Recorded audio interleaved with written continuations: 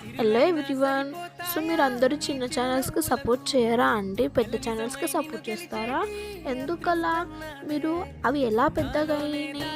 చిన్న చిన్నగా ఉండే మీరు సపోర్ట్ చేయడం వల్లనే కదా పెద్దగా అయినాయి. సో చిన్న ఛానల్స్కి కూడా సపోర్ట్ చేయాలి కదండి. పెద్ద ఛానల్స్ చూస్తే ఎలా?